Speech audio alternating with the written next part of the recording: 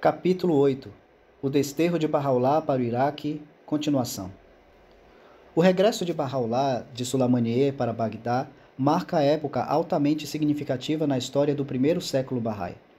A maré do destino da fé, tendo chegado à vazante, começava agora a subir de novo e haveria de surgir, constante e poderosamente, até atingir o mais alto nível de fluxo, associado esta vez com a declaração de sua missão na véspera de seu desterro para Constantinopla. Com seu regresso a Bagdá, se estabelecia agora um porto seguro, tal como a fé jamais conhecera em toda a sua história. Nunca antes, salvo durante os 3 primeiros anos da sua existência, pôde esta fé pretender possuir um centro fixo e acessível para o qual seus adeptos se pudessem volver para a orientação e de onde pudessem derivar inspiração, livre e ininterruptamente. Nada menos que a metade do curto ministério do Bab foi passado na fronteira mais remota de seu país natal, onde estava ele oculto e virtualmente isolado da vasta maioria de seus discípulos. O período imediatamente após seu martírio foi caracterizado por uma confusão ainda mais deplorável do que o isolamento por causa do seu cativeiro ao qual fora sujeitado. Nem quando apareceu a revelação por ele predita, sucedeu de imediato uma declaração que possibilitasse aos membros de uma comunidade desorientada reunir-se ao redor da pessoa de seu esperado salvador. A prolongada ocultação de Mirza Yahya, que fora nomeado centro provisório até a manifestação do prometido, e a ausência de Bahá'u'lláh de sua terra natal durante 9 meses, enquanto em visita a Karbala, sucedendo logo depois seu encarceramento no Siachal, seu desterro para o Iraque e em seguida seu retiro ao Kurdistão, tudo isso combinou para prolongar a fase de inestabilidade e suspense pela qual a comunidade Babi teve que passar. Agora, afinal, não obstante a relutância de Bahá'u'lláh em desvendar o mistério que envolvia sua própria posição, os Babis verificaram ser possível centralizar as esperanças, como também os movimentos, em uma pessoa que eles criam capaz, quaisquer que fossem as suas opiniões relativas à sua posição, de assegurar a estabilidade e a integridade de sua fé. A orientação assim adquirida pela fé e a fixidez do centro para o qual ela agora gravitava, continuaram a ser, de uma forma ou outra, suas características salientes, das quais nunca mais haveria de ser privada. Em consequência das sucessivas e tremendas desgraças que a acometeram, como já vimos, a fé Babi chegara às bordas da extinção, e a momentosa revelação feita a Bahá'u'lláh no Siachal não produziu imediatamente qualquer resultado palpável que pudesse exercer uma influência restauradora sobre uma comunidade quase completamente desintegrada. O imprevisto desterro de Bahá'u'lláh fora mais uma desgraça para os seus membros, que se haviam acostumado a depender dele. O afastamento e a inatividade de Mirza Yahya vieram acelerar ainda mais o processo de desintegração que se via desenvolvendo. O prolongado retiro de Bahá'u'lláh no Kurdistão parecera ter selado a sua completa dissolução. Entretanto, a maré que baixava de forma tão alarmante começava agora a encher, trazendo com ela, à proporção que se aproximava de seu nível normal, os inestimáveis benefícios que prenunciariam a revelação já secretamente confiada a Bahá'u'lláh. Durante os 7 anos que mediaram entre o reassumir dos seus trabalhos e a declaração de sua profética missão, período a que agora dirigimos nossa atenção, não seria exagero dizer que a comunidade Bahá'í, sob o nome e nos moldes de uma ressurgida comunidade Babi,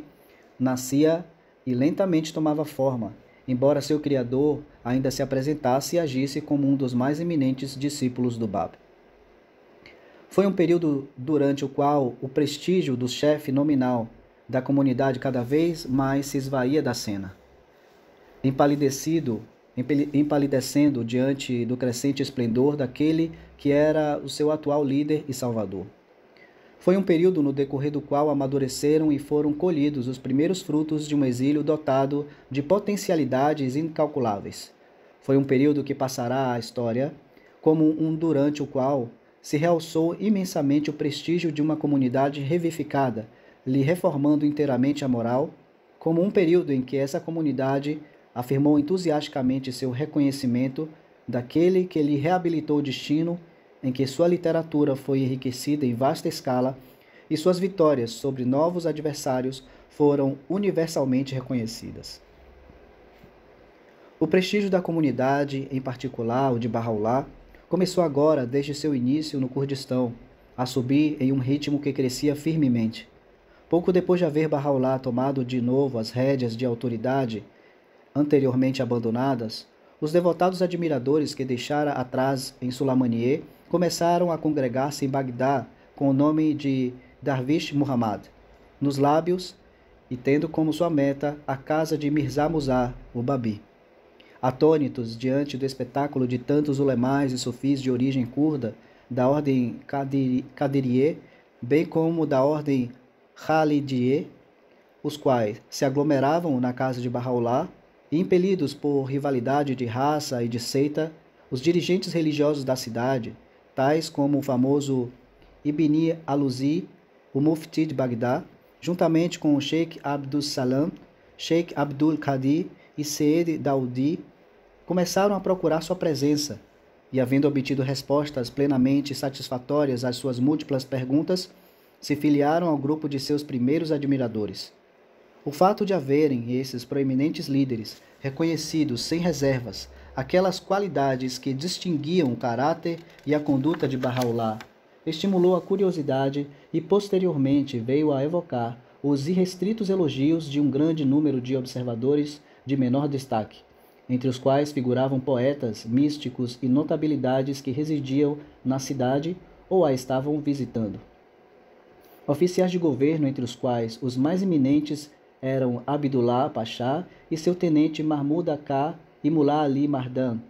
um curdo bem conhecido naquelas rodas, vieram pouco a pouco a entrar em contato com ele e participaram da divulgação de sua sempre crescente fama.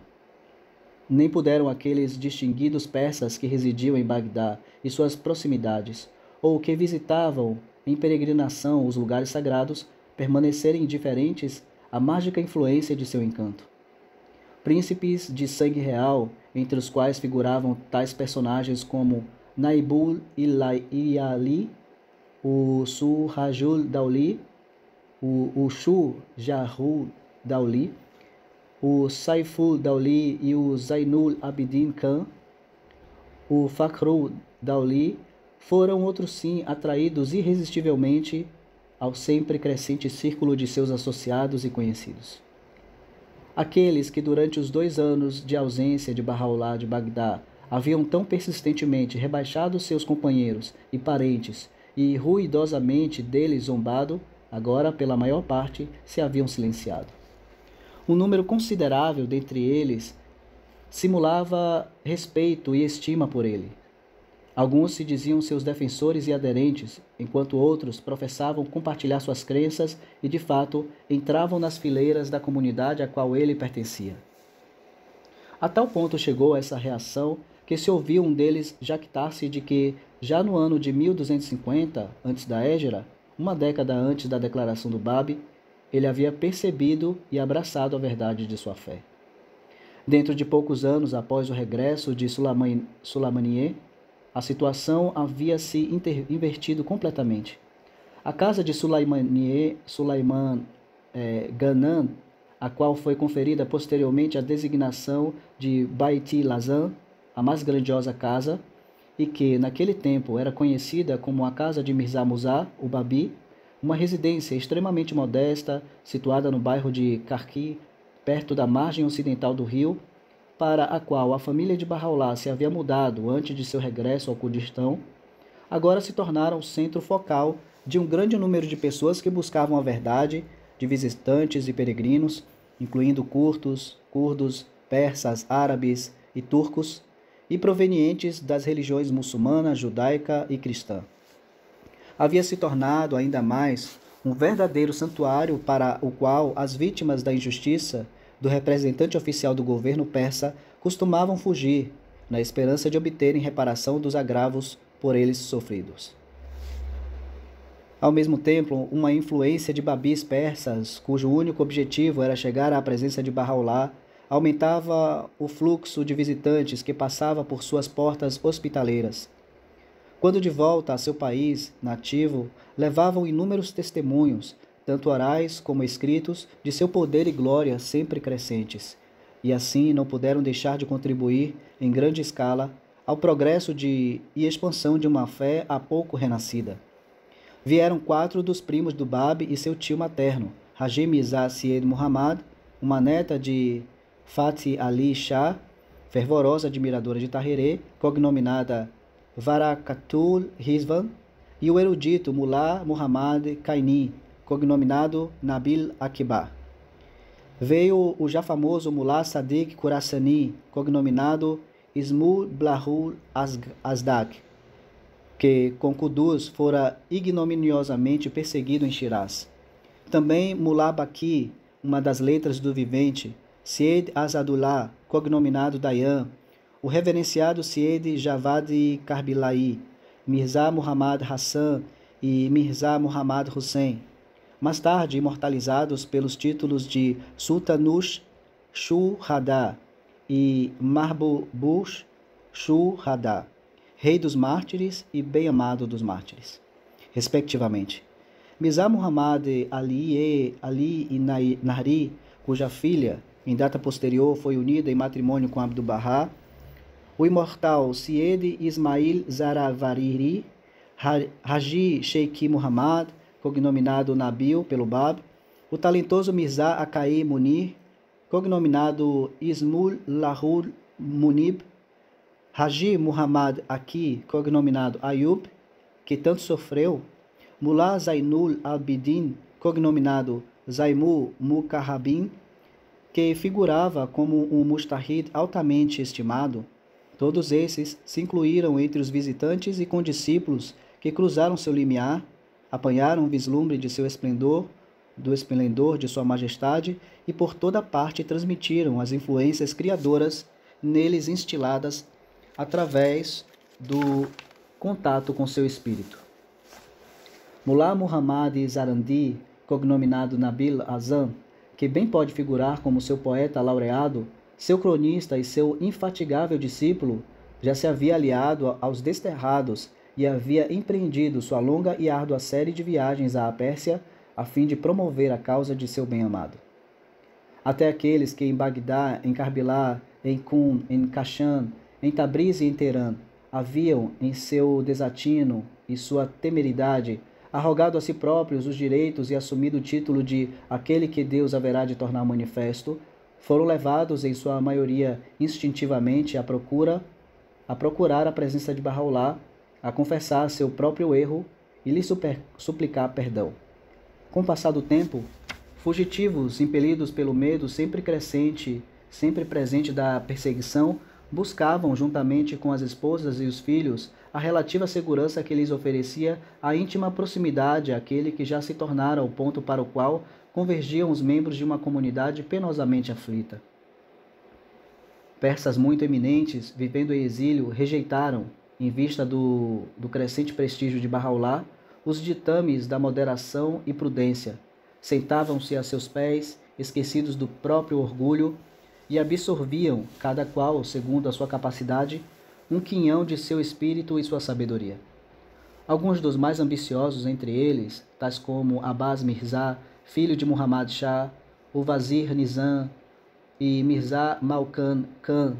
bem como certos funcionários de governos estrangeiros, tentaram, com sua estreiteza de visão, obter seu apoio e auxílio para a promoção dos desígnios por eles acariciados, desígnios estes que ele pronta e severamente condenou. O então representante do governo britânico, o coronel Sir Arnold Burroughs Campbell, cônsul-geral em Bagdá, tampouco se mostrava insensível à posição que Bahá'u'lláh agora ocupava. Iniciando com ele uma correspondência amistosa, assim como o próprio Bahá'u'lláh atesta, lhe ofereceu a proteção da cidadania britânica, lhe fez uma visita pessoal e ofereceu transmitir à rainha Vitória qualquer missiva que ele lhe quisesse enviar. Até expressou seu desejo de providenciar a transferência de sua residência para a Índia ou qualquer lugar que lhe aprovesse. Essa sugestão Bahá'u'lláh declinou, preferindo permanecer nos domínios do sultão da Turquia. E finalmente, durante o último ano de sua estada em Bagdá, o governador Namid Pasha, impressionado pelos numerosos sinais de estima e veneração em que era tido, lhe fez uma visita para prestar sua homenagem pessoal àquele que já ganhara tão insigne vitória sobre os corações e as almas dos que o haviam reconhecido. Tão profundo era o respeito que o governador lhe tinha, pois o considerava uma das luzes da época, que só após 3 meses, durante os quais recebera 5 ordens sucessivas de Ali Pasha, se sentiu constrangido a informar Bahá'u'lláh que era o desejo do governo turco que ele fosse à capital. Em uma ocasião, quando Abdu'l-Bahá e Akai Khalil haviam sido delegados por Bahá'u'lláh a visitá-lo, ele os festejou com tão elaborada cerimônia que o governador suplente declarou que jamais soubera haver sido concedido a alguma notabilidade da cidade, por qualquer governador, uma recepção tão calorosa e cortês. Em verdade, tão impressionado ficara o sultão Abdul-Majid pelas favoráveis informações recebidas de sucessivos governadores de Bagdá a respeito de Bahá'u'lláh, é esse o testemunho dado ao próprio Bahá'u'lláh pelo suplente do governador, que ele consistentemente recusou a conformar-se com os pedidos do governo persa para que ele fosse entregue a seu representante, ou que se ordenasse sua expulsão do território turco. Em nenhuma ocasião anterior, desde o início da fé, havia qualquer de seus expoentes atingido tão alta distinção aos olhos do público ou exercido sobre tão variado círculo de admiradores uma influência de tanto alcance e poder, nem mesmo durante os dias em que o Bab em Isfahan, em Tabriz e em Shrik foi ovacionado por uma entusiástica população. Embora fosse sem precedentes o prestígio de Bahá'u'lláh naquela época primitiva da fé, enquanto ele residia em Bagdá, seu âmbito, porém, era modesto em comparação com a magnitude da fama que no final dessa mesma época, através da inspiração imediata do centro de seu convênio, a fé adquiriu tanto no continente europeu como no americano. A ascendência alcançada por Bahá'u'lláh era, sobretudo, demonstrada por sua habilidade em alargar as perspectivas e transformar o caráter da comunidade a que pertencia. Embora fosse conhecido como Babi e os preceitos do Bayan fossem ainda considerados como obrigatórios e invioláveis, ele pôde inculcar normas que, embora não incompatíveis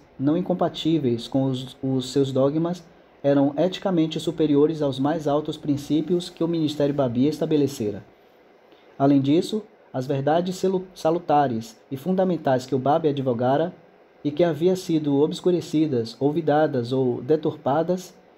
Bahá'u'lláh elucidou-as, reafirmou-as e instilou-as outra vez na vida coletiva da comunidade e nas almas individuais que a compunham. A dissociação da fé Babi de toda e qualquer forma de atividade política e de todas as associações e facções secretas, o cerrado empenho no princípio de não violência, a necessidade da estrita obediência à autoridade reconhecida, a condenação de qualquer forma de sedição, maledicência, vingança e contendas, a insistência na devoção, benevolência, humildade e piedade, na honra e veracidade, na castidade e fidelidade, na justiça, tolerância, amabilidade, amizade e concórdia, no conhecimento das artes e ciência, na abnegação e no desprendimento, na paciência, constância e resignação à vontade divina. Tudo isso constitui as características mais destacadas de um código de conduta ética, cuja sabedoria os livros, tratados e epístolas, revelados durante esses anos pela infatigável pena de Bahá'u'lláh, indubitavelmente provam. Com a ajuda de Deus e sua divina graça e misericórdia, ele mesmo escreveu, com referência ao caráter e às consequências de seus próprios esforços nesse período, nós revelamos, assim como uma copiosa chuva, nossos versículos e os enviamos às várias partes do mundo. Exortamos a todos os homens e, em especial, a esse povo, através de nossos sábios conselhos e amorosas admoestações, e lhes proibimos atos de sedição, altercações, disputas ou conflitos. Em consequência disso, e pela graça de Deus, desobediência e desatino se transformaram em piedade e compreensão, e armas de guerra foram convertidas em instrumentos de paz. Bahá'u'lláh, afirmou Abdu'l-Bahá, após seu regresso de Sulaymaniyeh, fez tão árduos esforços em educar e treinar essa comunidade, em lhe reformar os costumes, regular os assuntos e reabilitar o destino, que dentro de pouco tempo se extinguiram toda essa turbulência e maldade, e a maior paz e tranquilidade reinou nos corações dos homens. E ainda, quando esses fundamentos se estabeleceram nos seus corações, tal foi seu comportamento em toda parte, que na opinião daqueles que tinham autoridade, esse povo adquiriu fama pela integridade de seu caráter, pela firmeza de seus corações, pela pureza de seus motivos e por causa de suas ações louváveis e excelente conduta.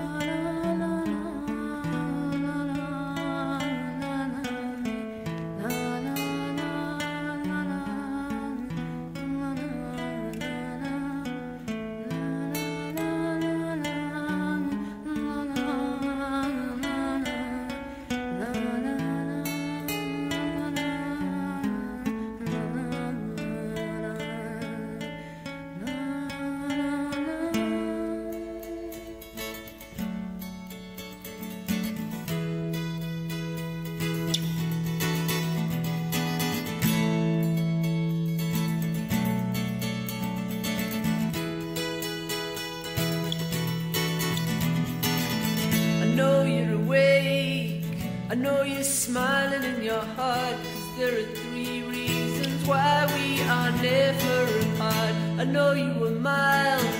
but what's a mile anyway? But when our maker says that we're of the same dust, you are a part of me, and I am always with you. So what's a few months, so what's a few years? I know you wait, I know you're smiling in your heart, 'cause there are 3 reasons why we are never apart. Number 1, I look at the moon, I know the light that fades to silver is reflections from the sun that fades you in daylight. Number 2, like atoms, always separate. More light we bring to the whole world of forces created when we part. Number 3, where there is love, there is always time. And when there is time, we are always together.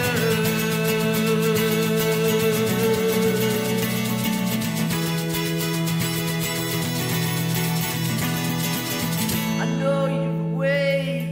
I know you're smiling in your heart, 'cause there are 3 reasons why we are never apart. I know you were miles, what's a mile anyway? But when our maker says that we are the same dust, you are a part of me, and I am always with you. So what's a few months, so what's a few years? I know you're awake, I know you're smiling in your heart, 'cause there are 3 reasons why we are never apart. Number 1, I look at the moon, I know the light fades to silver is reflections from the sun that fades you in daylight. Number 2, like atoms, the more we separate, more light we bring to the whole world of forces created when we're apart. Number 3, where there is love, there is always time. But when there is time, we are always together.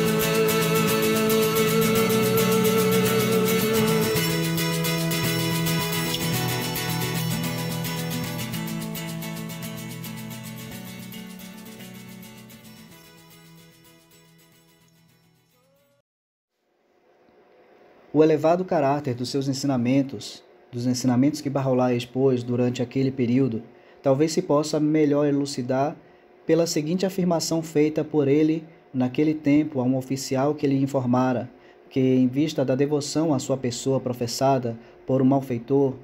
ele havia hesitado em infligir a esse criminoso o merecido castigo. Diga-lhe,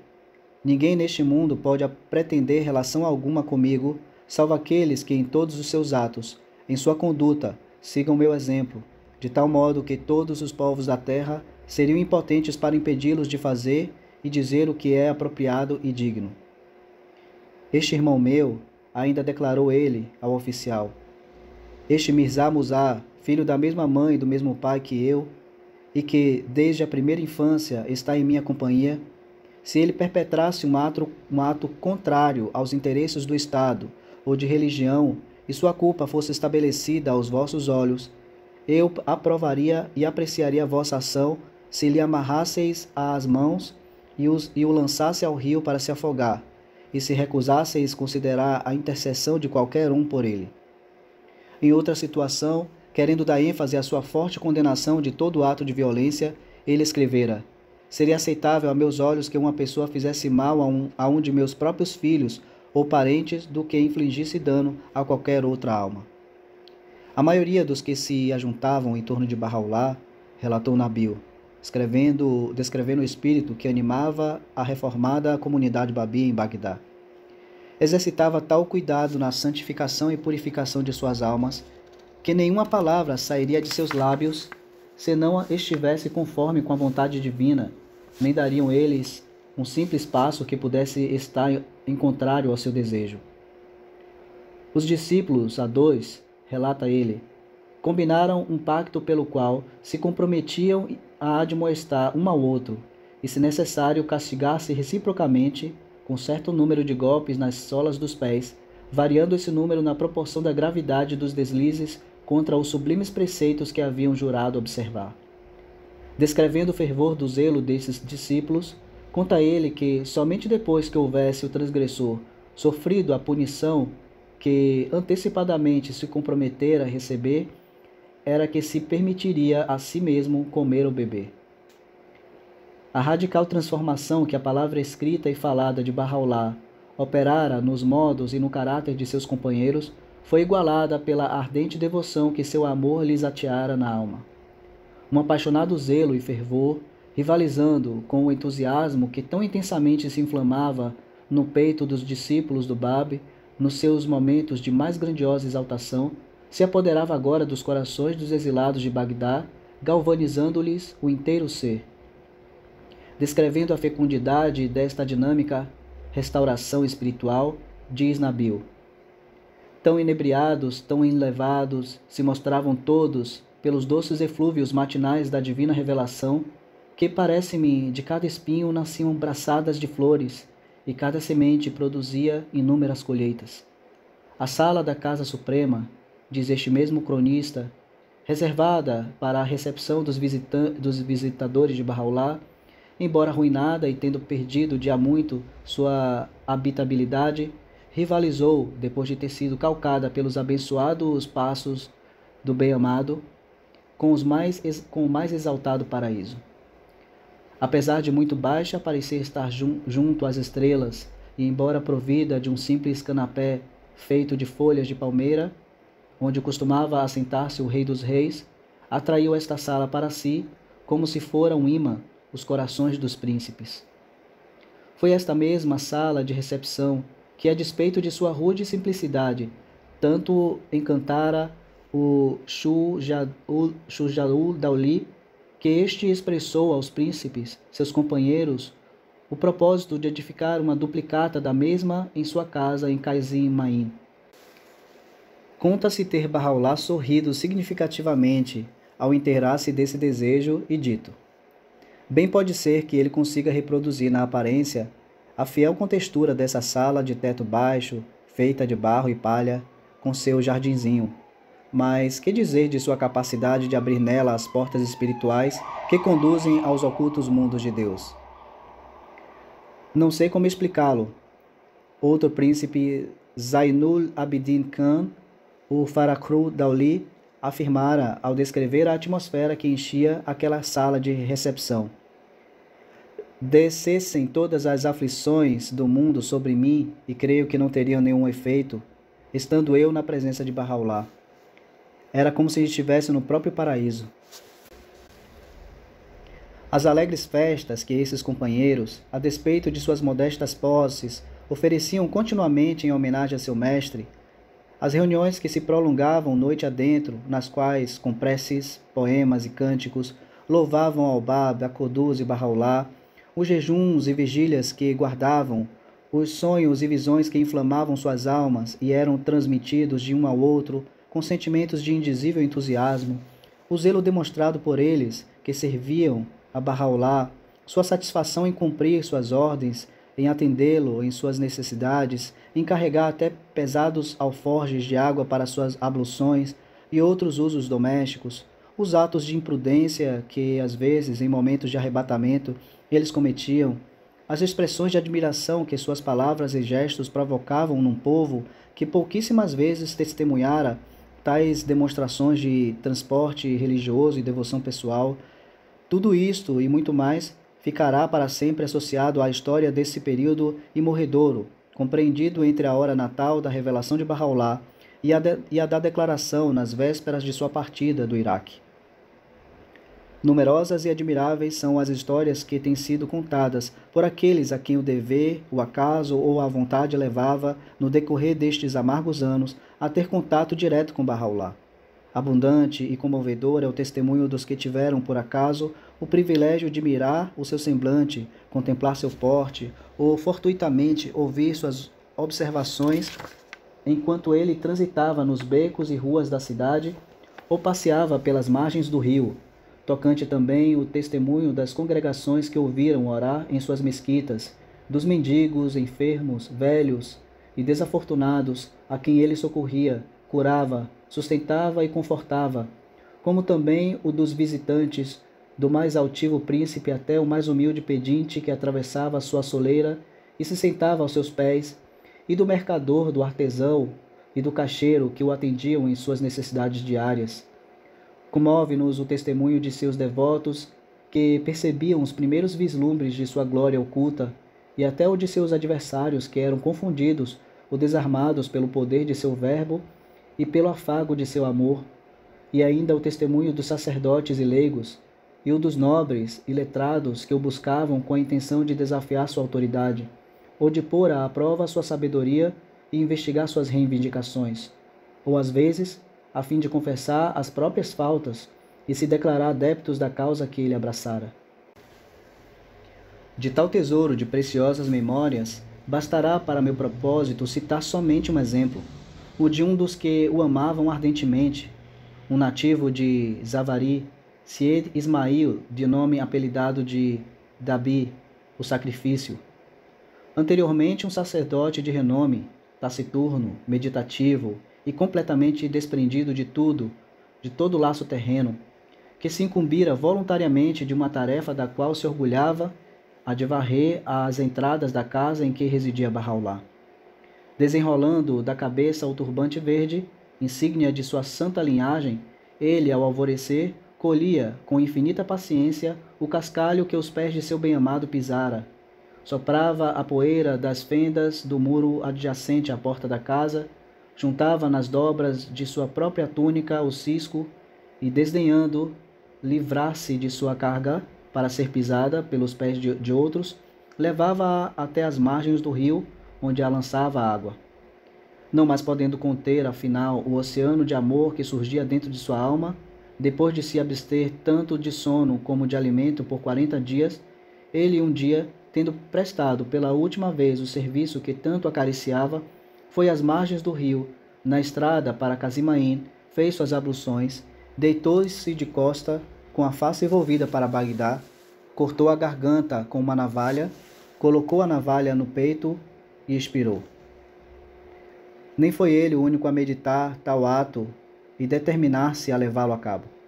Haviam outros dispostos a lhe seguir o exemplo, não tivesse Bahá'u'lláh prontamente intervido e ordenado que os refugiados residentes em Bagdá voltassem de imediato para sua terra natal. Nem puderam as autoridades, ao ser estabelecido definitivamente que Dabi morrera por sua própria mão, manter-se indiferente para uma causa cujo líder podia inspirar tão rara devoção nos corações dos que o amavam e sobre eles exercer tão absoluto domínio. Ao ser informado das apreensões que esse episódio causara em certos bairros de Bagdá, Bahá'u'lláh, segundo se diz, observou: Syed Ismail possuía tão grande poder e força que, se fosse confrontado por todos os povos da terra, ele sem dúvida poderia estabelecer sobre eles sua ascendência. Com referência a esse mesmo Dabi, por ele exaltado como o rei e bem-amado dos mártires, disse ele: segundo se consta, nenhum sangue que se derramou sobre a terra até agora foi tão puro como o sangue por ele derramado. Tão empolgados ficavam aqueles que sorviam da taça da presença de Bahá'u'lláh. É ainda outro depoimento de Nabil, testemunha ocular da maioria desses comoventes episódios, que aos seus olhos os palácios reais pareciam mais efêmeros que uma teia de aranha. Com tais celebrações e festividades como as suas, jamais sonhara um rei temporal. Eu mesmo, com mais 2 pessoas, relata ele, morava num quarto que se achava desprovido de móveis. Bahá'u'lláh penetrou nele certo dia e, olhando em torno de si, observou: este vazio me agrada. A meu ver, é bem preferível a um espaçoso palácio, tanto mais que os amados de Deus se encontram nele absortos na lembrança do incomparável amigo, com os corações completamente limpos das impurezas do mundo. Sua própria vida caracterizou-se por essa mesma austeridade e evidenciou essa mesma simplicidade que pautou as vidas de seus amados companheiros. Houve tempo no Iraque, ele próprio afirma em uma de suas epístolas, em que a beleza antiga não tinha muda de roupa, só possuía uma túnica, que era levada, secada e vestida de novo. Muitas noites, continua Nabil, descrevendo a vida daqueles companheiros esquecidos de si mesmo, nada menos de 10 pessoas se mantinham com apenas um punhado de tâmaras. Nenhum dentre eles sabia a quem efetivamente pertenciam os sapatos, os mantos ou as túnicas que se encontravam em suas casas. Qualquer que saísse para a rua poderia alegar serem seus os sapatos que usavam na ocasião, e cada um que tivesse na presença de Bahá'u'lláh poderia afirmar serem seus, com efeito, o manto e a túnica que vestia. Até seus próprios nomes eles haviam esquecido. Seus corações estavam vazios de tudo que não fosse a adoração por seu bem-amado. Oh, a alegria daqueles dias, a satisfação e o encantamento daquelas horas. O grande desenvolvimento em quantidade e âmbito das obras literárias de Bahá'u'lláh, após seu regresso de Sulaymaniyeh, constitui ainda outra característica distintiva do período em causa. Os versículos que fluíram de sua pena durante esses anos, descritos por ele próprio como uma copiosa chuva, quer em forma de epístolas, de exortações, de comentários, de apologias, de dissertações, de profecias, de orações, de odes,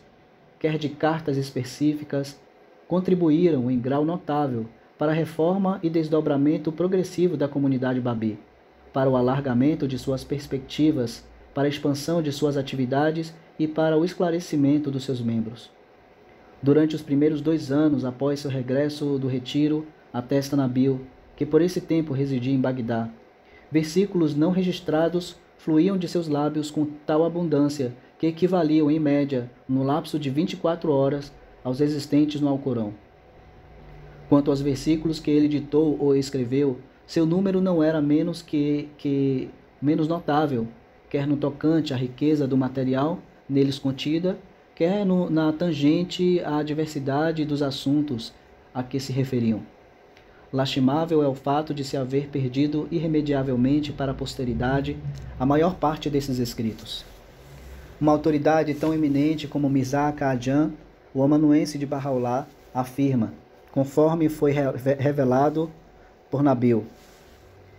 que, por ordem expressa de Bahá'u'lláh, centenas de milhares de versículos, na sua maioria escritos de seu próprio punho, foram obliterados e lançados ao rio. Notando a minha relutância em executar suas ordens, Mirza Ka'jan narrou a Nabil. Bahá'u'lláh tranquilizava-me dizendo: ninguém se encontra nesta época que seja digno de ouvir estas melodias. Não me mandou repetir esse ato apenas por 1 ou 2 vezes, mas por inúmeras vezes. Havia um certo Muhammad Karim, natural de Shiraz, que vira a rapidez e a maneira pela qual o Babi escrevera os versículos com que era inspirado, e que teve o privilégio de ser admitido, durante aqueles dias, à presença de Bahá'u'lláh e de observar com os próprios olhos o que ele considerava uma prova inigualável da missão do prometido. Legou, pois, à posteridade o seguinte testemunho: juro que os versículos revelados por Bahá'u'lláh eram superiores, pela rapidez com que foram redigidos, pela facilidade com que fluíram e por sua lucidez, profundeza e doçura, aos que eu mesmo vi jorrarem da pena do Bab, quando em sua presença. Se Bahá'u'lláh não tivesse outros títulos à grandeza, esse seria suficiente aos olhos do mundo e de seu povo, qual seja o de ter ele produzido os versículos que hoje fluíram de sua pena. Primeiro dentre os inestimáveis tesouros produzidos pelo oceano encapelado da revelação de Bahá'u'lláh é o Kitab-i-Khan, Livro da Certeza, revelado no espaço de 2 dias e 2 noites, nos últimos anos daquele período, 1278 depois da Hégira, ou 1862 depois de Cristo. Foi escrito em cumprimento à profecia do Bab, que estabelecera expressamente que o prometido completaria o texto do inacabado Baião persa, e em resposta às perguntas dirigidas a Bahá'u'lláh pelo tio materno do Bab, Haji Syed Muhammad, que até então não se havia convertido, quando de sua visita a Karbala juntamente com seu irmão, Haji Mirza Hassan Ali. É um modelo de prosa persa esse livro, sendo seu estilo, ao mesmo tempo, original, puro, vigoroso e notavelmente lúcido, sendo incisiva sua argumentação, irresistível e inigualável sua eloquência. Esboçando em linhas gerais o grande plano redentor de Deus, ocupa lugar único em relação a qualquer outra obra de toda a literatura Bahá'í, exceto Kitab-i-Aqdas, o sacratíssimo livro de Bahá'u'lláh. Revelado nas vésperas da declaração de sua missão, apresentou à humanidade o vinho especial selado, cujo selo é de almíscar, quebrou os selos do livro a que Daniel se referiu e patenteou o significado das palavras destinadas a ficarem fechadas até o tempo do fim. Dentro de um espaço de 200 páginas, essa obra proclama inequivocamente a existência e a unicidade de um Deus pessoal e cognoscível, inacessível fonte de toda a revelação, eterno, onisciente, onipresente e todo-poderoso, assevera a relatividade da verdade religiosa e a continuidade da revelação divina, afirma a unidade dos profetas, a universalidade de sua mensagem, a identidade de seus ensinamentos fundamentais, a santidade de suas escrituras e o caráter duplo de seus graus. Denuncia a cegueira e a perversidade dos sacerdotes e letrados de cada era, cita e elucida as passagens alegóricas do Novo Testamento, os versículos obscuros do Alcorão e as crípticas tradições maometânicas que têm gerado aqueles mal-entendidos, aquelas dúvidas e animosidades através dos séculos que têm apartado os seguidores dos principais sistemas religiosos do mundo e continuam a separá-los. Enumera os requisitos essenciais para que cada um que busca verdadeiramente possa atingir o objeto de sua busca. Demonstra a validez, a sublimidade e a significação da revelação do Bab, aclama o heroísmo e o desprendimento de seus discípulos, prognostica e prediz o triunfo universal da revelação prometida ao povo do Baião, sustenta a pureza e a inocência da Virgem Maria, glorifica os imames da fé de Maomé, celebra o martírio do imam Hussein e lhe exalta a soberania espiritual, revela o significado de tais termos simbólicos como a volta, a ressurreição, selo dos profetas e dia do juízo, prenuncia e distingue as 3 etapas da revelação divina e discorre em termos ardentes sobre as glórias e as maravilhas da cidade de Deus, renovada a intervalos fixos pela dispensação da providência, para a guia, o benefício e a salvação de todo o gênero humano. Bem pode-se asseverar que de todos os livros revelados pelo autor da revelação Bahá'í, este livro, por si só, tendo eliminado as barreiras seculares que de um modo tão insuperável vinham separando as religiões do mundo, tem estabelecido uma base ampla e inatacável para a completa e permanente reconciliação de seus seguidores. Ao lado desse repositório incomparável de inestimáveis tesouros, deve figurar aquela maravilhosa coleção de preciosas sentenças, as palavras ocultas, com que Bahá'u'lláh foi inspirado quando vagava envolto em suas meditações pelas margens do Tigre, revelado no ano de 1274, depois da Hégira, parte em persa e parte em árabe, foi originalmente designado como o Livro Oculto de Fátima, sendo identificado por seu autor com o livro do mesmo nome. O Islã xiita acreditava que este livro estava sob a posse do Caim prometido e que estava sob a posse do Caim prometido e que continha as palavras de consolo dirigidas a Fátima pelo anjo Gabriel, por ordem divina, e ditadas ao imã Ali, com o único fito de confortá-la na hora da intensa angústia após a morte de seu ilustre pai. O que significa esse dinâmico fermento espiritual introduzido na vida do mundo para dar às mentes dos homens uma nova orientação, aperfeiçoando-lhes a alma e retificando-lhes a conduta, poderá ser melhor julgado pela descrição de seu caráter dada na passagem inicial por seu autor. Isto é o que desceu do reino da glória, pronunciado pela língua da grandeza e do poder e revelado aos profetas de antanho. Disto tiramos a quintessência e enroupamo-la nas vestes da brevidade, como uma prova de graça para com os justos, a fim de que eles possam manter-se fiéis ao convênio de Deus, possam fazer com suas vidas jus à sua confiança e no reino do Espírito obter a preciosidade da virtude divina.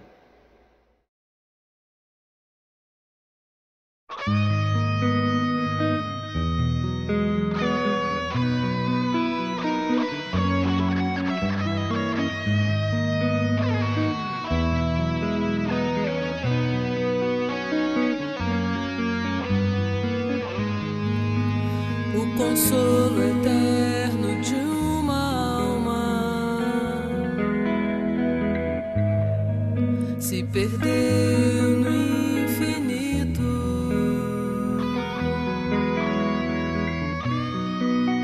Porque tudo tem seu tempo.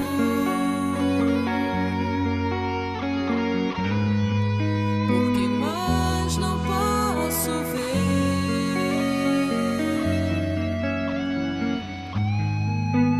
os conselhos que vibram no meu íntimo ser,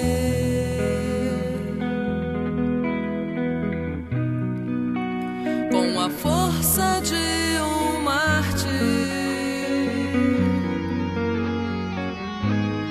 que se mostrou leal a Deus.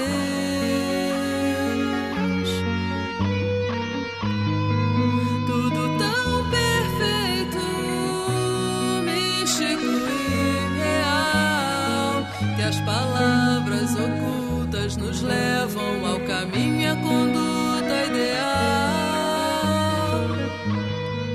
Tudo tão perfeito, místico e real, que as palavras ocultas nos levam ao caminho e à conduta ideal. São sinais de um novo mundo,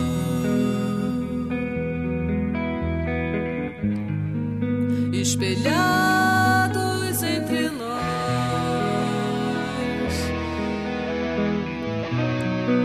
desde o início que não teve início, até o fim que não tem fim, onde a verdade invade o sonho de vivermos em paz,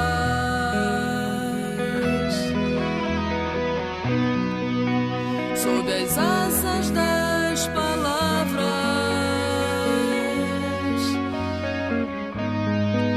reveladas por Baha'u'llah. Tudo tão perfeito, místico e real, que as palavras ocultas nos levam ao caminho e à conduta ideal. Tudo tão perfeito, místico e real, que as palavras ocultas nos levam ao caminho e à conduta ideal.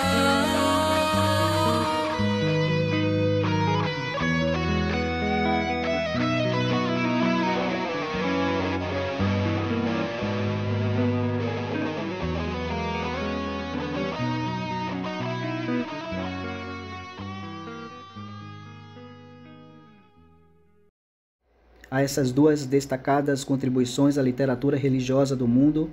que ocupam, respectivamente, posições de inexcedível proeminência entre os escritos doutrinais e éticos do autor da Revelação Bahá'í, foi acrescentado durante aquele mesmo período um tratado que bem pode ser considerado como sua maior composição mística, destinada pelo nome de Sete Vales. Foi escrita em resposta às perguntas do Sheikh Muhyiddin, o Qadi de Kanicaim, e descreve os 7 estágios que a alma daquele que busca deve necessariamente atravessar, antes de poder atingir o objetivo de sua existência. A obra 4 Vales, uma epístola dirigida ao erudito Sheikh Abdul Rahman I Karkuti, a epístola do Santo Marinheiro, na qual Bahá'u'lláh prediz as severas aflições destinadas a lhe sobrevir, Lawi Huriye, a epístola da Virgem, na qual acontecimentos de um futuro muito mais remoto são prognosticados, Suri Sabir, a Sura da Paciência, revelada no primeiro dia do Rizvan, que enaltece Vahid e aqueles que compartilharam seu sofrimento em Nairis, o comentário do Alcorão, suas interpretações da letra Vav, mencionada nos escritos de Sheikh Ahmad Azai, e de outras passagens obscuras nas obras de Syed Kazim Hasti, Lawi Madinatut Tawhid, Epístola da Cidade da Unidade, o Sahifi Shatiye, o Muzibat Hurufatiliyat, o Tafizi Ihur, o Javahiru Azra e numerosos outros escritos na forma de epístolas, odes, hominilhas, epístolas específicas, comentários e orações. Todos contribuíram, cada um de seu próprio modo, para que entumecessem os rios da vida eterna, manando da morada da paz, e deram um poderoso ímpeto à expansão da fé do Bab, tanto na Pérsia como no Iraque, vivificando as almas e transformando o caráter de seus aderentes. Era inevitável que a animosidade que ardia ainda no peito de seus inimigos xiitas e sunitas flamejasse fortemente agora em face das provas inegáveis do alcance e da magnificência do crescente poder de Bahá'u'lláh, como sejam seu prestígio que rapidamente aumentava, a miraculosa transformação que ele, quer pela palavra, quer pelo exemplo, efetuara na perspectiva e no caráter de seus companheiros, desde Bagdá até as mais remotas cidades e aldeias da Pérsia, o amor febril por ele, que lavrava no peito desses companheiros, e o prodigioso volume de seus escritos, que fluía dia e noite de sua pena. Agora que a sua residência havia sido trasladada para a vizinhança das cidades do Islã xiita, e ele próprio foi posto em contato direto e quase diário com peregrinos fanáticos que se apinhavam nos lugares sagrados de Najaf, Karbala e Kazimaim, não mais podia se adiar uma prova de força entre o crescente brilho de sua glória e as forças escuras entrincheiradas do fanatismo religioso. Bastaria apenas uma fagulha para incendiar esse material combustível de todos os ódios, medos e ciúmes acumulados que as atividades revivificadas dos babis havia inspirado. Forneceu essa fagulha um certo Sheikh Abdul Hussein, um astucioso e obstinado sacerdote, cujo predominante ciúme de Bahá'u'lláh foi excedido somente por sua capacidade para promover maldade, tanto entre aqueles de alta categoria, como entre os mais degradados dos degradados, árabes ou persas, que se aglomeravam nas ruas e nos mercados de Kazimaim, Karbala e Bagdá. Foi ele a quem Bahá'u'lláh estigmatizara em suas epístolas por tais epítetos como o mau, o intrigante, o perverso, aquele que desembanhou a espada do eu contra a face de Deus, em cuja alma Satanás sussurrou e de cuja impiedade foge Satanás, o depravado, de quem originam e a quem regressarão toda infidelidade, crueldade e crime, principalmente através dos esforços do grão-vizir, que desejava se ver livre dele, fora esse importuno Mustahid comissionado pelo Shah para ir a Kabilá a fim de reparar os lugares sagrados daquela cidade.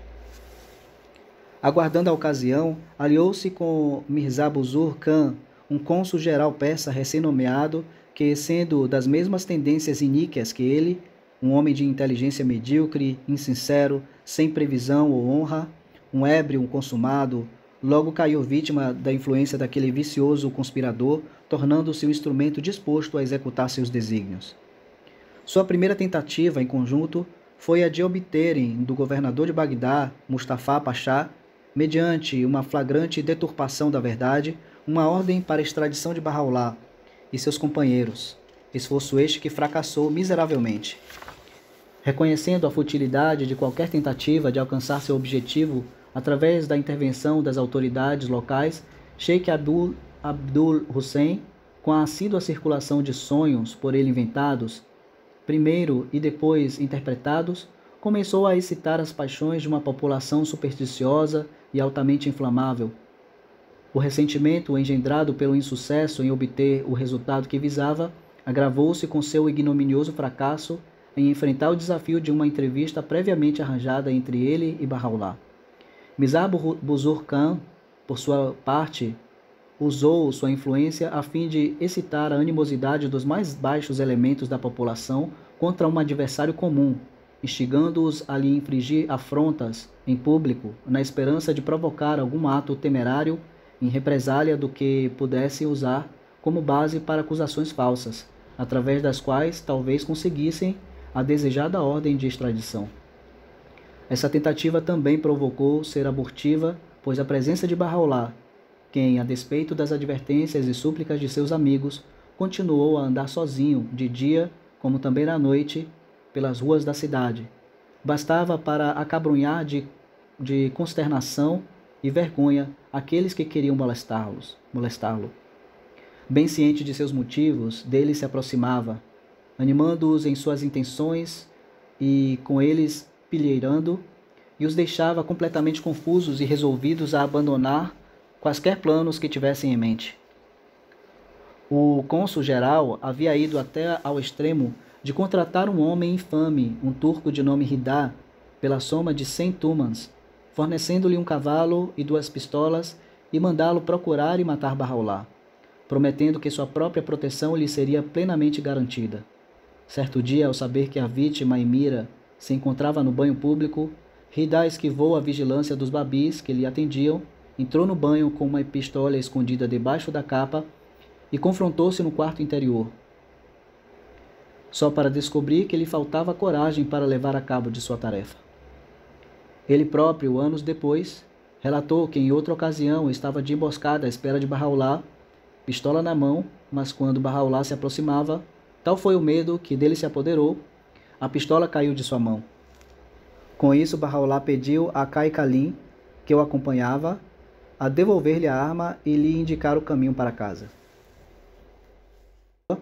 se ele conseguisse induzir o governo a chamar Bahá'u'lláh a Teherã e novamente aprisioná-lo. Quase diariamente despachara ele longos relatórios ao séquito junto do Shah,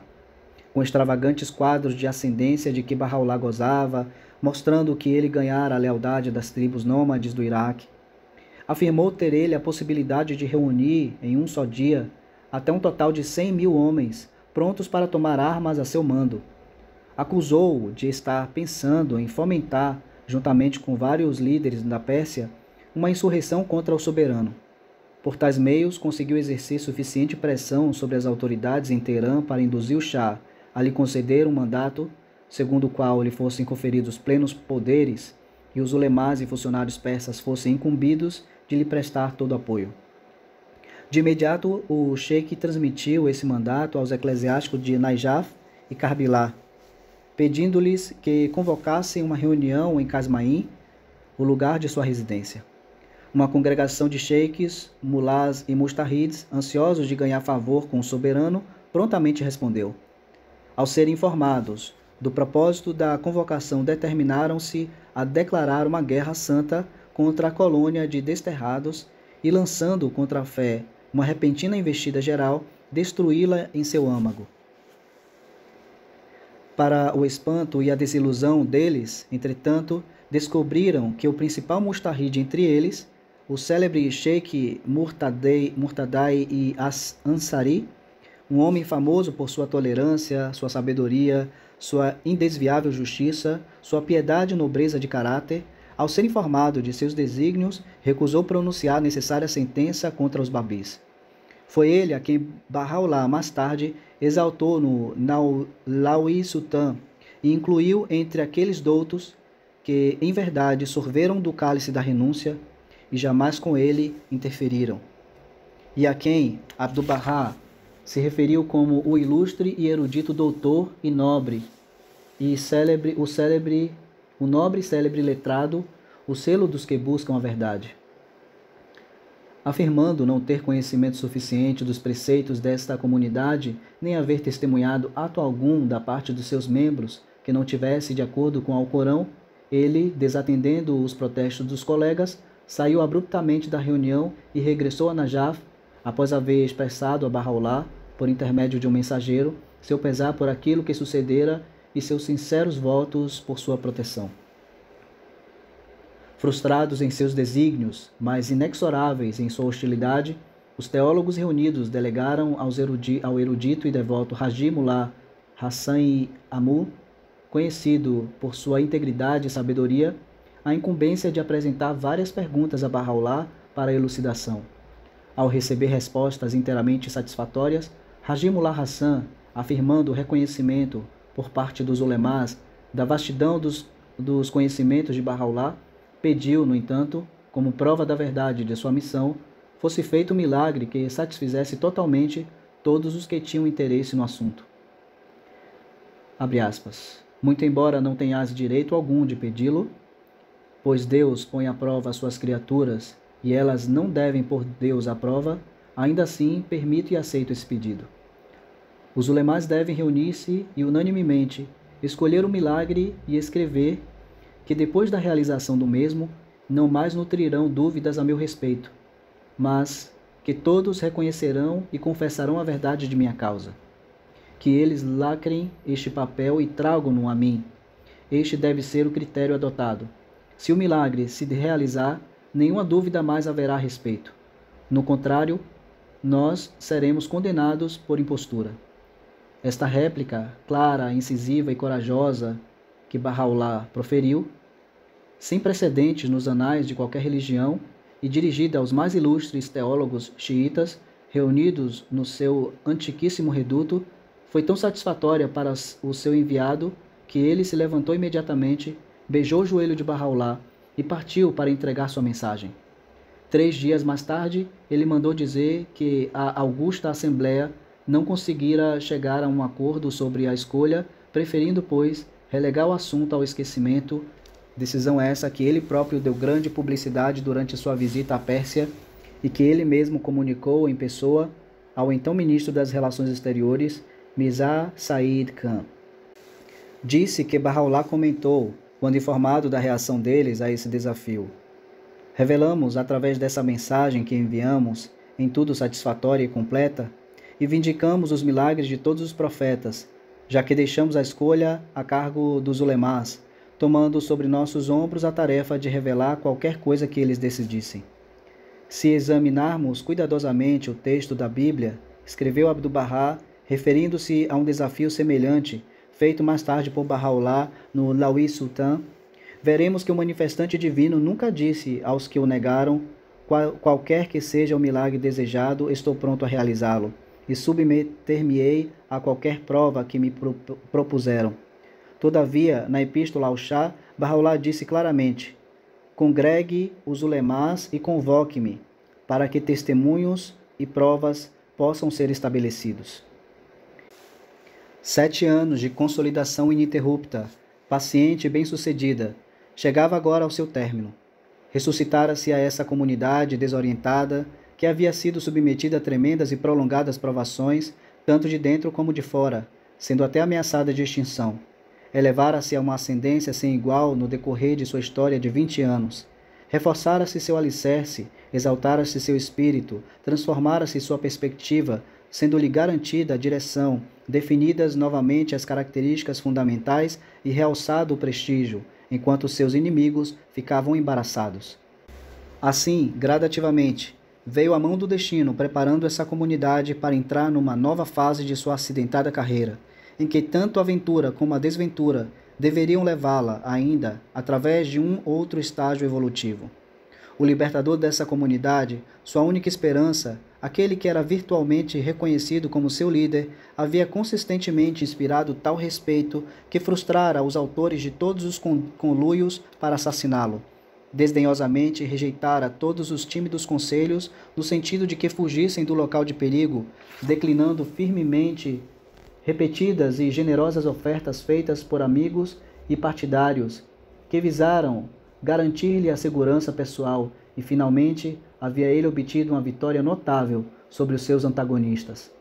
Agora, nessa hora auspiciosa, estava sendo impelido pelo processo irresistível de sua missão evolutiva a transferir sua residência para o centro de ainda maior proeminência, a capital do Império Otomano, a sede do Califado, o centro administrativo do Islã sunita, a morada do mais poderoso potentado do mundo islâmico. Já havia lançado um desafio audaz à ordem sacerdotal, representada pelos eminentes eclesiásticos que residiam em Najaf, Karbilá e Cazimaim. Agora, enquanto nas proximidades da corte de seu adversário real, ele haveria de oferecer um desafio similar ao reconhecido chefe do Islã sunita, bem como ao soberano da Pérsia, o curador do imame oculto. Ele iria se dirigir, além disso, a todos os reis da terra e em especial ao sultão e seus ministros, exortando-os e advertindo-lhes, ao passo que os reis da cristandade e a hierarquia sunita seriam severamente admoestados. Não é de se admirar que o exilado portador de uma revelação recém-anunciada, prevendo o futuro resplendor da lâmpada de sua fé após seu traslado do Iraque, tivesse pronunciado estas palavras proféticas: brilhará esplendorosa dentro de outro globo, assim como lhe predestinara aquele que é onipotente, o ancião dos dias. Que o espírito partisse do corpo do Iraque é, em verdade, sinal maravilhoso para todos os que estão no céu e todos os que estão na terra. Dentro em breve, contemplareis este jovem divino montado no corcel da vitória. Nesse tempo, haverão de tremer os corações dos invejosos. Havendo agora soado a hora predestinada para a partida de Bahá'u'lláh do Iraque, o processo pelo qual seria realizada se pôs em movimento. Os 9 meses de ininterrupto esforço envidado por seus inimigos, e em especial por Sheikh Abdul Hussein e seu confederado Mirza Buzur Khan, estavam prestes a dar seu fruto. Nasir-ed-Din Shah e seus ministros, por um lado, e o embaixador persa em Constantinopla, por outro, foram incessantemente exortados a tomar ação imediata, a fim de assegurar que Bahá'u'lláh partisse de Bagdá, dando informações flagrantemente falsas sobre a verdadeira situação e disseminando notícias alarmantes. O inimigo maligno e enérgico conseguiu, afinal, persuadir o Shah a dar instruções a seu ministro de Assuntos Estrangeiros, Mirza Said Khan, para que pedisse ao embaixador persa ante a Sublime Porta, Mirza Hussein Khan, amigo íntimo de Ali Pasha, o grão-vizir do sultão, e de Fuad Pasha, ministro dos Assuntos Estrangeiros, que induzisse o sultão Abdul Aziz a ordenar o traslado imediato de Bahá'u'lláh para um lugar remoto de Bagdá, alegando que sua continuada residência naquela cidade adjacente a território persa e perto de tão importante centro de peregrinação xiita constituía uma ameaça direta à segurança da Pérsia e de seu governo. Mirza Said Khan, em sua comunicação ao embaixador, estigmatizou a fé como uma seita desorientada e detestável, deplorou a libertação de Bahá'u'lláh do Siyar e o denunciou como uma pessoa que não cessava de corromper secretamente e desorientar pessoas nécias e homens ignorantes de mentalidade fraca. De acordo com o mandato real, escreveu ele: eu, vosso amigo fiel, fui ordenado a vos mandar instruções para que procurasseis, sem demora, ter uma entrevista com suas excelências, o Sadril Azan e o ministro de Assuntos Estrangeiros, a fim de pedirdes o traslado dessa fonte de mal de um centro como Bagdá, uma cidade onde se congregam muitos povos diferentes, sendo situada perto das fronteiras das províncias da Pérsia. Nessa mesma carta, citando um verso célebre, ele escreve: Vejo embaixo das cinzas o ardor do fogo, e pouco falta para que estale em chamas, assim deixando entrever seus receios, e visando a instilá-los naquele a quem escrevia.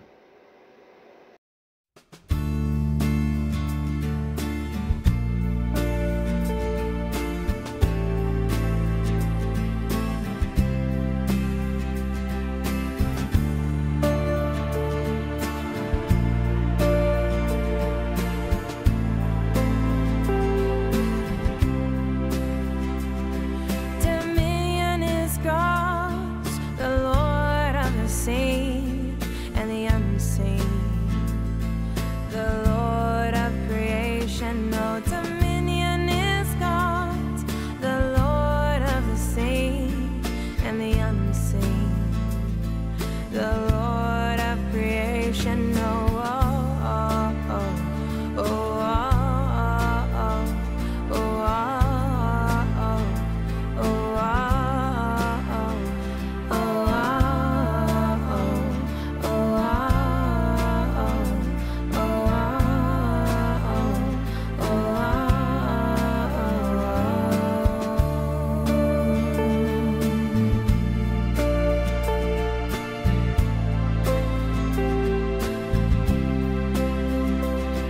Dominion is God's, the Lord of the seen and the unseen, the Lord of creation. No, dominion is God's, the Lord of the seen and the unseen, the Lord of creation. اللازمة لله برب ما يرى وما لا يرى رب العالمين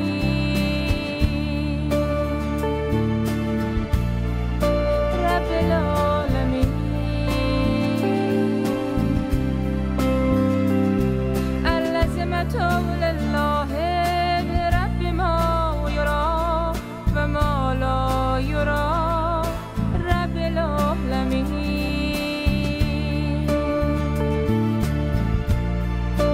رب العالمين اللازمة لله برب ما يرى وما لا يرى رب العالمين رب العالمين رب العالمين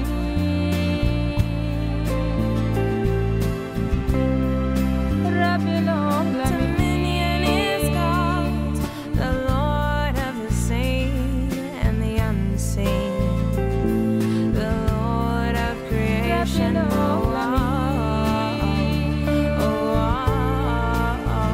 oh, oh,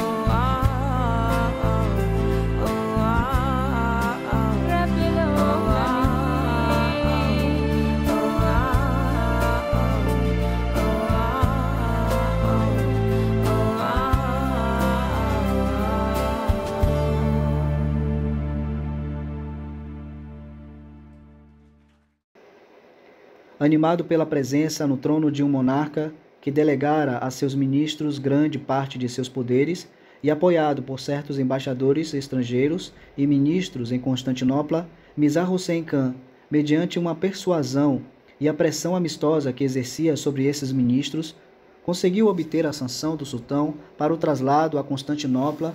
de Bahá'u'lláh e seus companheiros, que nesse ínterim haviam sido forçados por circunstâncias a mudar sua cidadania.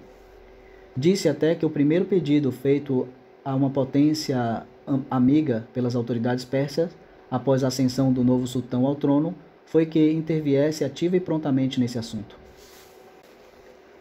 No quinto dia de Nowruz, em 1863, Bahá'u'lláh estava celebrando esse festival em Mazar-il-Washash, nos arredores de Bagdá,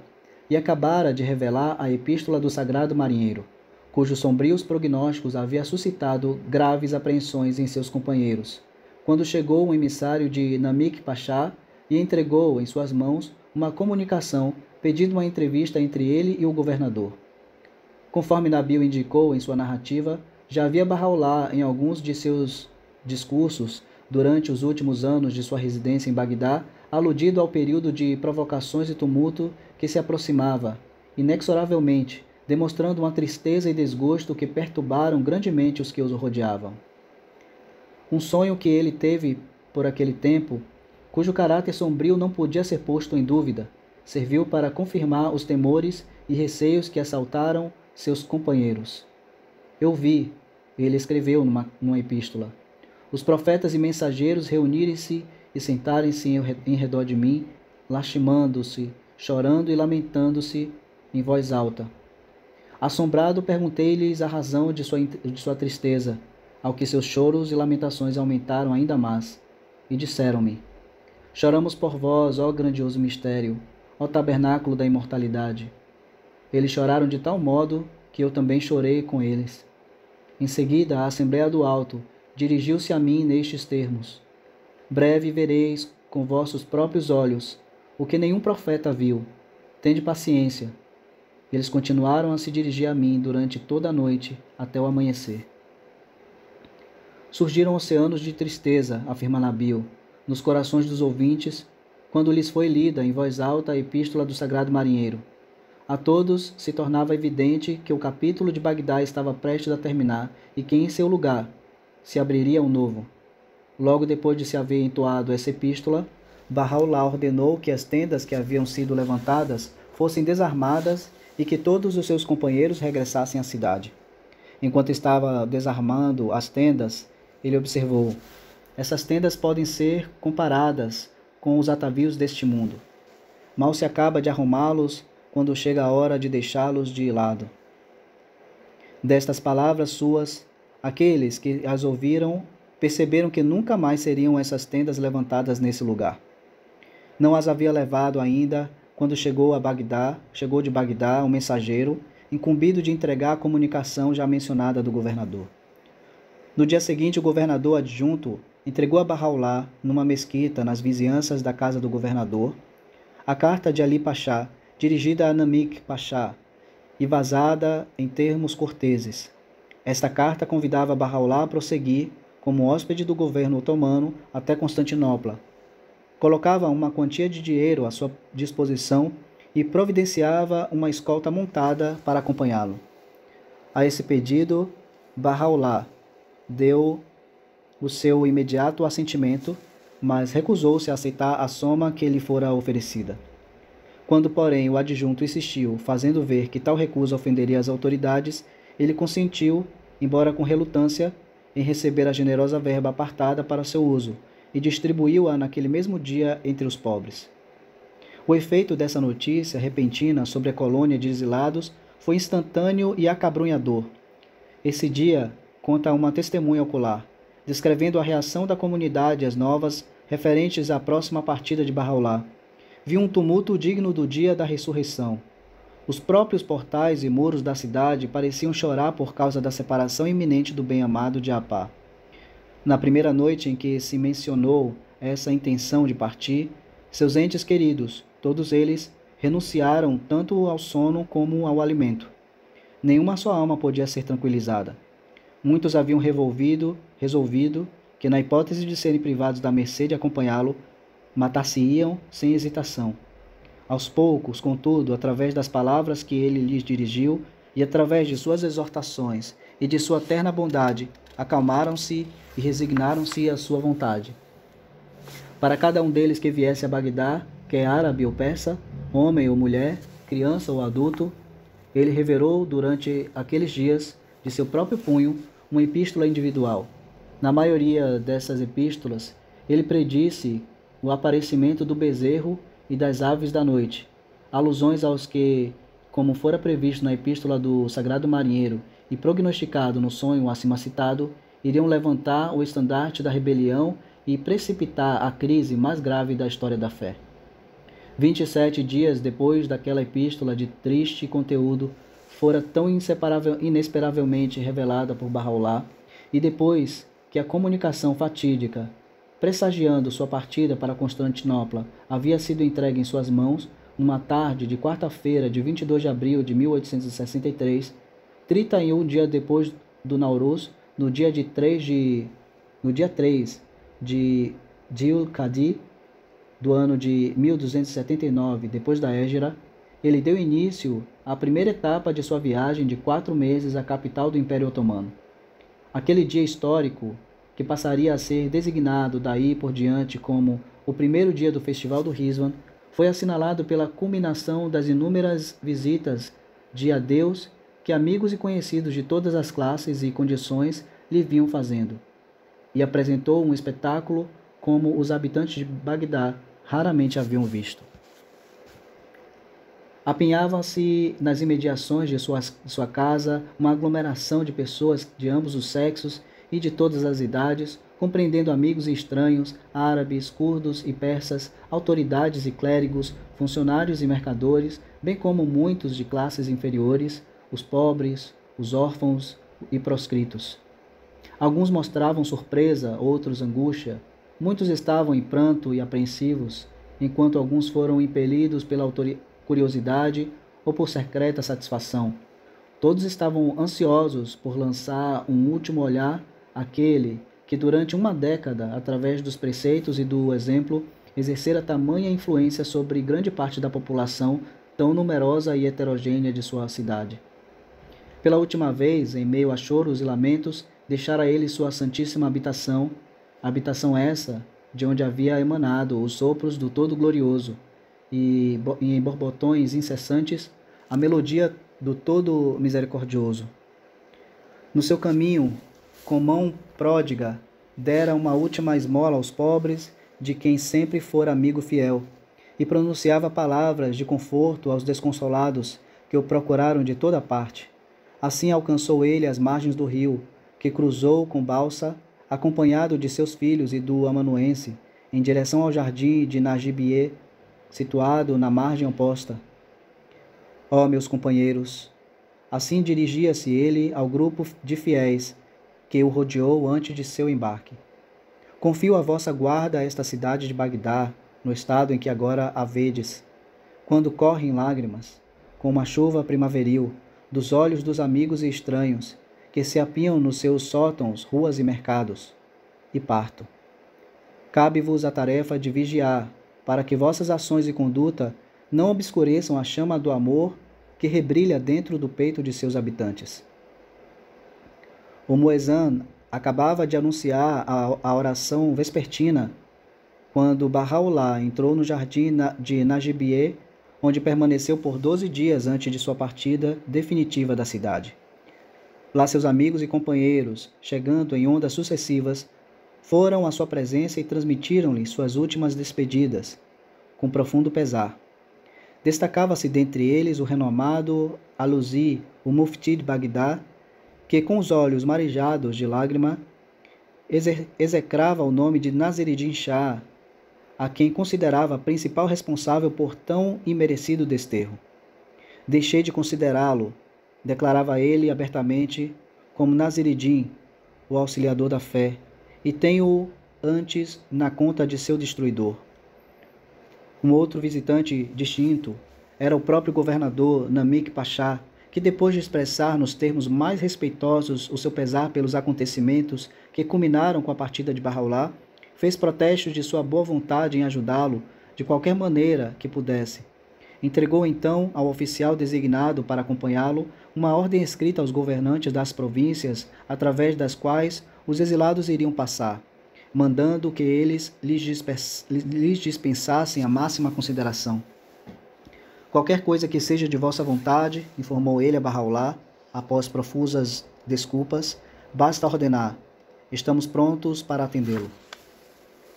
Estendei a vossa consideração aos nossos bem-amados, foi a resposta aos seus insistentes e reiterados oferecimentos. E tratai-os com bondade. Pedido a que ele deu o seu cálido e pronto assentimento. Em face de tão numerosas evidências de profunda devoção, simpatia e estima, manifestadas de um modo tão impressionante, tanto por aqueles de alta posição como por pessoas humildes, desde o momento em que Bahá'u'lláh anunciou sua viagem planejada até o dia de sua partida do jardim de Nagibieh, não é de se admirar que aqueles que tão incansavelmente se haviam esforçado por obter a ordem para seu desterro e se haviam regozijado por causa do êxito de seus esforços, tivessem agora amargamente se arrependido de seu ato. Tal foi a intervenção de Deus, afirma Abdu'l-Bahá em uma carta por ele escrita nesse jardim, com referência àqueles inimigos, que o júbilo por eles demonstrado se converteu em desgosto e tristeza, a tal ponto que o cônsul-geral persa em Bagdá deplora profundamente os planos e as maquinações que os conspiradores idearam. O próprio Unamik Pachá, no dia em que fez uma visita a ele, a Bahá'u'lláh, declarou: